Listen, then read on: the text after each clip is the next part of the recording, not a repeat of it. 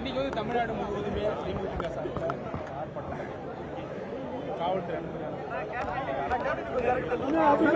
இல்ல இன்னைக்கு பாத்தீங்கன்னா தமிழ்நாடு முழுவதுமே இன்னைக்கு வந்து தேர்தல் ஆர்ப்பாட்டம் இன்னைக்கு பண்ணிட்டு இருக்கோம்.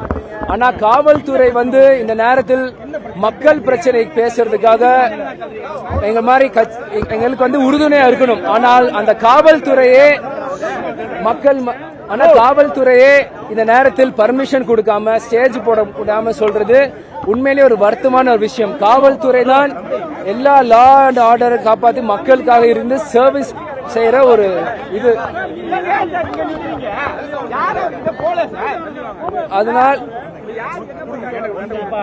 அதனால காவல்துறை இந்த நேரத்தில் உறுதுணையா இருந்து இந்த மாதிரி விஷயங்களை மக்கள் பிரச்சனைய கட்சிகள் வந்து முன்னாடி ஆர்ப்பாட்டம் செய்யறப்போ காவல்துறை உறுதுணையா இருக்கணும். அவங்க வந்து இந்த நேரத்தில் பர்மிஷன் கொடுக்காது உண்மையிலே கண்டிக்கத்தக்க ஒரு விஷயமா நாங்க பாக்குறோம்.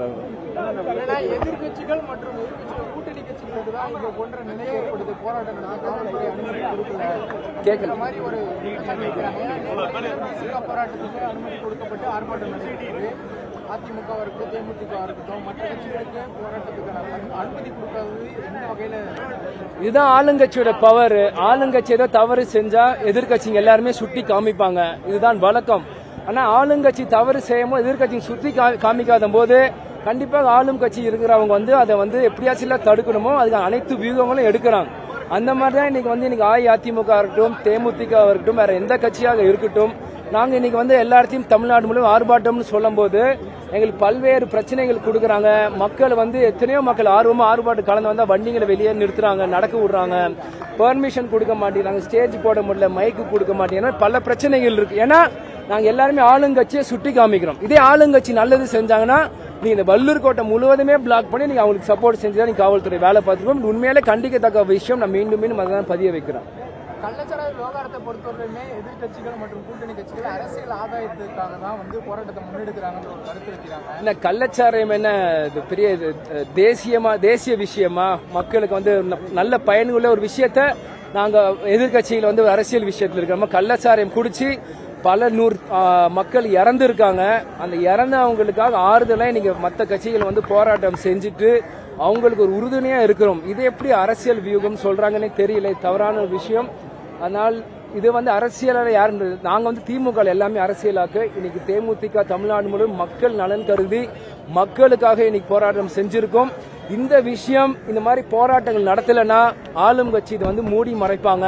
இந்த மாதிரி ஆர்ப்பாட்டங்கள் செஞ்சாதான் மக்கள் பார்வைக்கு வரும். ஆளுங்கட்சி தவறுகளை சுட்டி காமிக்க முடியும். அதே மாதிரி மக்களுக்கு ஒரு விழிப்புணர்வா இருக்கும் இந்த மாதிரி விஷயங்கள். அதுக்காக இந்த மாதிரி ஆர்ப்பாட்டம் செய்யப்படும்.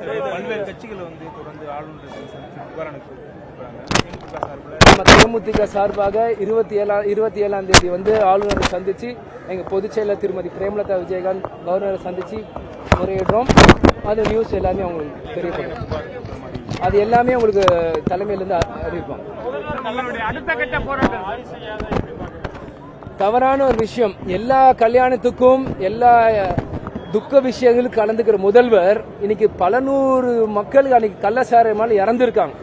இதுக்கு போய் அவர் நிக்காம இன்னைக்கு வெறும் அறிக்கையும் அதே மாதிரி சட்டசபையில் பேசுறது உண்மையிலே கண்டிக்கத்தக்க விஷயம்.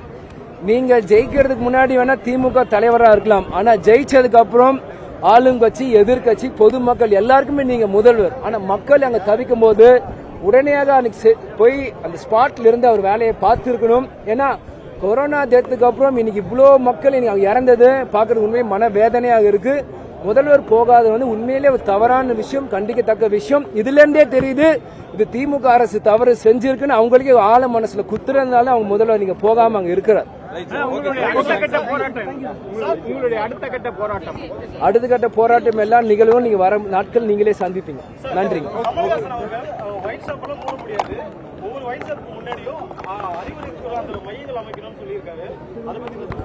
அவர் சொன்னது வந்து ஒரு தப்பான மையம். அந்த மையங்கள் அந்த மாதிரி அறிவிக்க கூடாது. ஏன்னா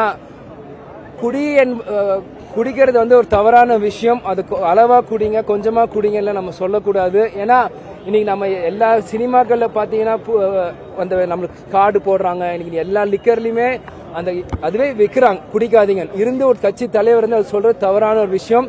இது இளைஞர்களை வந்து தவறான விஷயத்தை ஊக்குவிக்கும். இது தவறு.